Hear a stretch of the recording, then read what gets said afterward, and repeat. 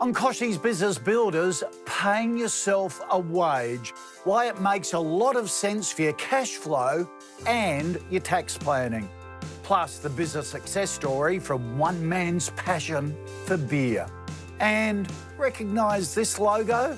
Coming up, advice on how to build a great Australian brand.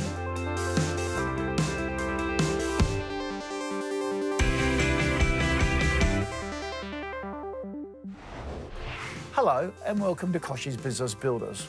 Look, are you paying yourself a salary? Or do you find yourself dipping into the till when times get tight? Well, that's a bad idea. And we're about to tell you why paying yourself at the same time as your staff is the best way forward. This week, we meet the owner of a cake shop who wants to structure her business plan so she can start bringing in a salary. Jillian Butler is in her element. She's the owner of Jillian's Cakery, allowing her to live out her dream of baking cakes and spreading the joy of eating them.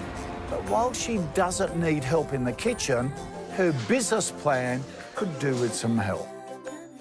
So Jillian, thanks for having me here today. Can you tell me how Jillian's Cakery came about? We've been going now for about 3.5 years and I absolutely love it. It's my passion. I love being in the neighbourhood that we're in Surrey Hills, New South Wales. It's a wonderful environment to be in. Everybody's very friendly. And I have come to the point where I'm doing really great at the business side. However, I'm not actually bringing in my own salary. So you don't pay yourself a salary. Tell me, how is that impacting your home and your family life?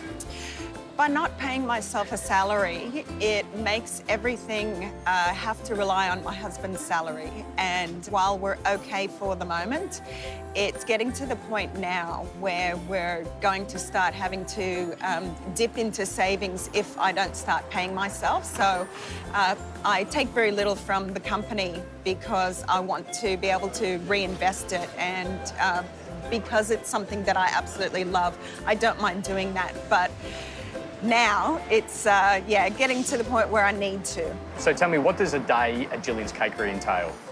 Well, the alarm goes off at 5:30.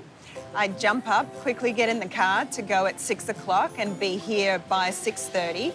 Get everything ready for the opening at 7:30, and from 7:30 onwards, it's go, go, go. I'm always running to and fro. I can be a barista for 1 minute, a customer service representative, I'm a cleaner, a busboy, a payroll person. I pretty much do every job every day, and I run around until about 4 o'clock when the cafe closes. Get home at about 5 o'clock, pick up my son, we come home, prepare dinner, and after we put my son to bed, I'll do some paperwork, answer emails, so it's constant. Yeah, so do you have any time off at all? So holidays, school holidays, your own family holidays? Well, I try very hard to have a work-life family balance because I do think it's important for us as a family and also for myself. So we are closed on Sundays. That's a conscious decision that we make in business as well. We know that it's going to add a little bit of a pinch to the bottom line, but that's a conscious decision that we make. So to determine how to pay, where do you start? There's two things we need to look at. Number one is you want to determine what is your household income. So what's the bare minimum you need? So you said you're relying on your husband a bit at the moment. That is obviously going to be tough. But you also need to look at the business, and it needs cash flow for the lifeblood. So there's a bit of a mix there. I would suggest starting with what is the bare minimum that you need, because you can always review and bump it up over time. Because what you don't want to do is take too much, starve the business, and then have to put money back in. That defeats the whole purpose. An extremely important point there. Always start with the bare minimum you need in your pocket, and you can always work your way up when business conditions improve. Coming up, how Jillian and other owners can work out exactly how much to pay themselves. Did you know cyber hacks cost Australia $1 billion each year? In fact, the federal government has warned attacks like the one that crippled Britain's National Health Service will likely become more commonplace. The Global State of Information Security Survey highlights a growing awareness among SMEs of their vulnerabilities. That means a lot of small and medium-sized businesses are starting to act when it comes to data protection. If you ignore the warnings, you expose yourself to disruption of operations and the loss of sensitive information. Even worse, a cyber attack can be catastrophic for a company's bottom line. A recent report found 3/4 of customers would move to a competitor in the event of a breach. So, if you haven't looked into cybersecurity protection for your small business, now is the time to do it.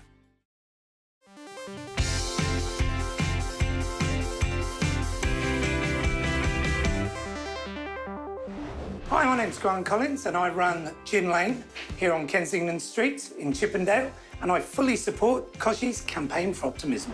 You're watching Kochie's Business Builders. Today, we're talking to a small business owner who hasn't been paying herself a salary. Jillian Butler left her cushy 9-to-5 corporate job 3 years ago to start up a cake shop. And while she loves what she does, Jillian is really feeling the financial strain personally.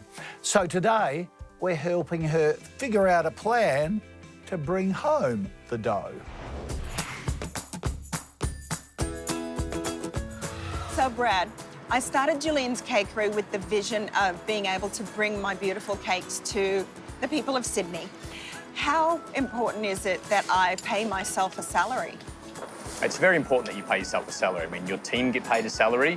If you worked a corporate job or for someone else, you get paid a salary. So why don't you pay yourself a salary? It's a bit of a core fundamental. Like you were saying, you have Sundays off and you have public holidays off. You should also be paying yourself some sort of a salary. So how do I know how much to pay myself? Right, so if you have a look at your personal budget, your household income, that's going to give you a good indicator. You said you're relying on your husband's wage and it's putting a bit of a pinch on him. What we want to look at is what is that pinch? What is that buffer? And it might just be small at the start, but the point with paying yourself is get started, start with something small, and then it's a principle of running the business. Get in the habit of it. Remember, the business is here to serve you. I know you love it and they're great cakes, but it's to serve you. So don't let it turn the other way around and you become a slave to it. This is a good principle to put in place. And how do I know how regularly I should be paying myself? Should I pay myself at the same time as my staff get paid, or should I just do it in a lump sum or a little bit every day? Yeah, I would suggest paying yourself when your staff get paid. I mean, it just brings that whole culture together instead of you as the boss and everyone else. Start to do a lot of things together in the business. So paying yourself regularly, coming up with an amount. You can start to incorporate some of the tax things like withholding some tax and paying yourself super. But then when you get closer to the end of the year, around April and May, that's a good time to check in with your accountant because they might have some great strategies, maybe to make yourself look a bit better if you wanted to, say, buy an investment property, or how to trim back the tax you're going to pay. And speaking about tax, how do I know that I'm actually being tax efficient? Right, so starting out drawing a small wage, there's going to be minimal amount of tax payable on it. Then along the way, what you're going to be doing is working with your accountant if you want to make changes, because they're going to know far more about this than any small business owner. So they can maybe help you avoid some pitfalls or share some strategies so you are being efficient and you don't cop a massive tax bill by surprise at the end of the year that you could have easily avoided by picking up the phone and having a quick meeting with your accountant. On from that, what are some of the pitfalls or the mistakes that small businesses make, and how can I avoid making those? So there's mainly two big ones. People come from a corporate job and they're used to a big salary. So they just start paying themselves that big salary, but it's just not going to survive. The business is going to run out of money and then you're going to find yourself in hot water. The other thing that they do is they just start taking drawings from the business. So they don't take a proper wage, put their hand in the till, I need this much money this week, I need this much money that week. So you can't keep track of what you've done, but the business has got this lumpy cash flow because someone keeps putting their hand in the till. So again, it's working with your accountant to determine where do we start, and then depending on the structure of your business, some people are companies, some run through a trust, some are something a little bit more simple. There's a whole lot of different rules that apply to all of them. So you've been voted some of Sydney's best cakes. So tell me, what does the future hold for Jillian's Cakery? I would love to be able to take Jillian's Cakery around the Sydney Metroplex and bring old cakes to as many people as I can. Because we all need definitely more cake in our system every day, don't we? We do. Life is sweeter with cake, of course.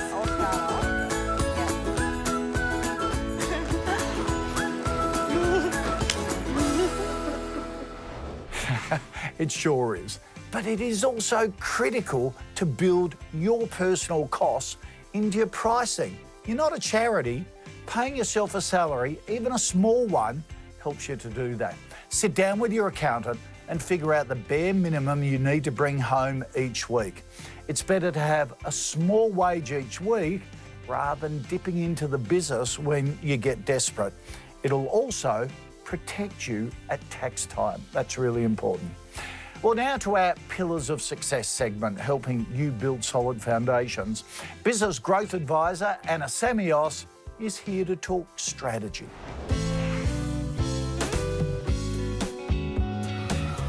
This week's Pillar of Success is all about leadership, because successful businesses are led by people who care, love to learn, adapt and take action. We've all had at least one inspiring teacher or sports coach who just got us. We knew they cared, and they always managed to get us to do our best, often above and beyond what we thought we were even capable of. They were great listeners and had great mentoring skills. Today, leaders with these same characteristics develop and nurture relaxed, safe and predictable working environments. Studies show businesses who have a great culture are also more profitable, as employees are happier and more engaged and customers enjoy interacting with the business. Strategic leaders are able to proactively balance daily work tasks whilst remaining focused on improving their business to provide better customer experiences.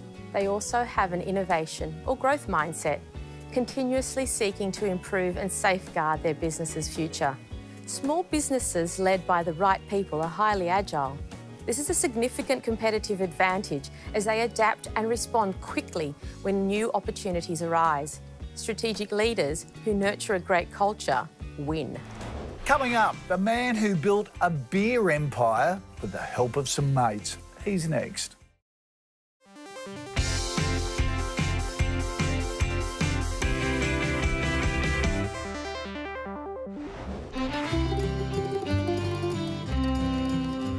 Hi, I'm Ian Harrison, Chief Executive of Australia Made Campaign. My tips for building a great Australian brand: focus firstly on your people. Get your quality right, get your people, get your service delivery right, customer service, and all that comes about from your people. That's the first thing. Secondly, put a lot of emphasis on quality and the integrity of what you offer, if it's a service, quality if it's a product. And thirdly, brag about the fact that it's Australian. Don't underestimate the power in the marketplace of people, consumers all around the world recognising that your product or your service is Australian. So use that aggressively. Clearly the best way, I believe, of doing that is the famous Australia-made logo. So use that as well and brag about the fact you're Australian and benefit by the fact that being Australian is a real positive in nearly every market. Now to a business built on one bloke's passion for beer. Endeavour Brewing Co is a thriving business which prides itself on selling the only dedicated harvest beer in the world. Here's how the journey started. It was a bit of an idea after a trip to the US in '99. Simmered away for a few years, and then I finally did something about it, got together some mates at a pub in 2010, and we launched with a few hundred cases, and the rest, they say, is a bit of history. Well, I just had this idea of better beer. I'd been in the US and tasted something quite flavoursome, and that sort of woke me up from the sort of mass-produced bland lagers of Australia. So I came back, was seeking out better beers, found a couple, but I didn't think there were enough. So being in the wine and spirits industry and corporate world, I did a master's assignment for uni, and that was a business plan for Endeavour Brewing Co. I love better beer, and I love using beer in occasions that people don't expect it. But yes, I'm a bit of an entrepreneur and love business, and so it tied up quite well. I needed bit more IP and approached a couple of mates who had great skill sets, and the three of us then approached a heap of mates, and now it's 3 blokes and 35 mates. Our story from Endeavour is one about all Australian beer in a much more social occasion.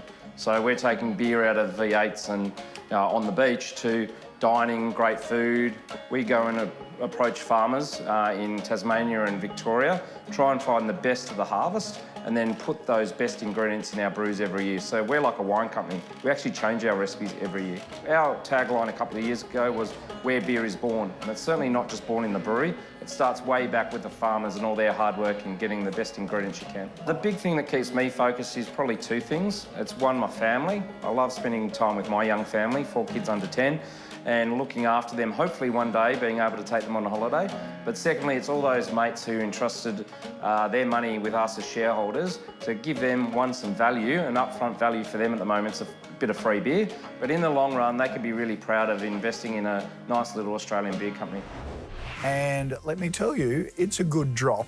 Still to come, Ask Kochie. You throw me a question, I do my best to answer it.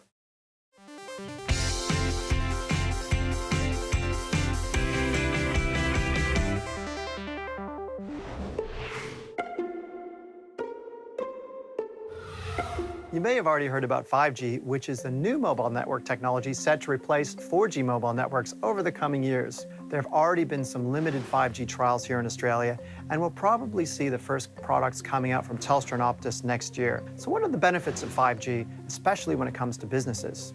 Well, there are two big benefits, in my opinion. The first is download speed, which is set to increase around 10-fold from what we can get today from 4G networks, with speeds rated about 1 gigabit per second. Another major benefit of 5G is that it brings much lower latency for its connections. Now, this means that there's less delay and interruption between connections and when sending and receiving data. Lastly, 5G is capable of supporting far more individual connections at one time, and this is especially important as more and more devices and sensors need to connect to our mobile networks and giving rise to things like smart grids, smart cities, and the Internet of Things. So when it comes to businesses, these changes will support the creation of smarter business applications that can do more.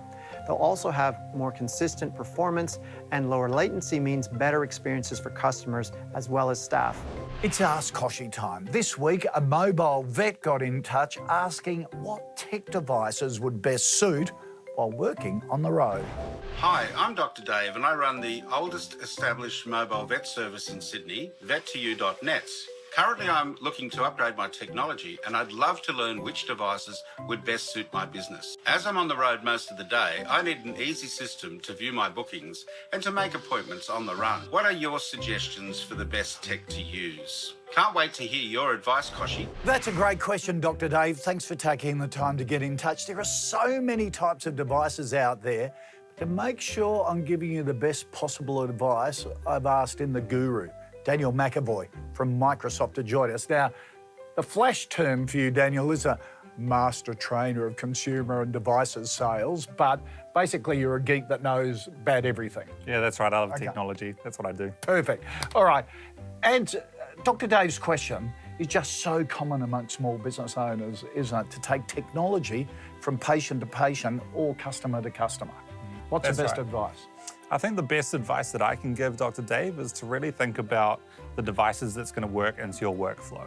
Right. So if you're carrying a big bag around with you, using a two-in-one device would be the best option for you. There's a range of two-in-one devices that the different suppliers will make, like the Surface Pro with 4G, with the latest Intel Core processors, which is fast enough to keep up with all the work that you'll have to get done throughout your day. Okay. So just explain these two-in-ones, a concept. So two-in-one devices are effectively just devices that are sort of categorized by being able to go between a tablet and between a traditional laptop. So you'll have the full format of a laptop that you're used to, but then you'll either be able to detach the keyboard or flip the keyboard right backwards so that it fits into your hand like a tablet. Right. And then there'll be technologies that you can use to connect it to monitors, to keyboards, displays, so that you can have a full desktop experience at home or the office, Right. but a full laptop or tablet when you're out and about. Okay. Now, I'm hearing a term lately called always connected PCs. What does that mean? So always connected PCs are amazing. They're actually a really nice way to have a versatile laptop experience with the best from a smartphone in that same device. So you're going to be able to connect to 4G networks securely out and about, whilst having a device that turns on really quickly, that's light and fast, and has a battery to last all day. And I suppose security is critical here, isn't it? Particularly if you're invoicing on the go or doing your banking or whatever. When you're connecting to a network in a coffee shop, for example, and you're doing those invoices and you're logging on online, somebody else can be on that network as well. Always connected PCs don't make you connect to those vulnerable networks. An excellent solution for Dr. Dave, and to keep this in mind as well, Dr. Dave, that now is the time to buy so you can take advantage of the $20,000 instant asset write-off. And Daniel, thanks for joining us. Terrific answers, really appreciate it. And if you want to send in another question to us, don't forget, send it to kbb@pinstripemedia.com.au. We'll do our best to answer it for you and get the gurus in as well. Coming up next week, how to take your business idea online and work from the comfort of your own home. And don't forget to join our Facebook Live discussion every Monday from 12:30 Eastern. See you next week for more Kochie's Business Builders.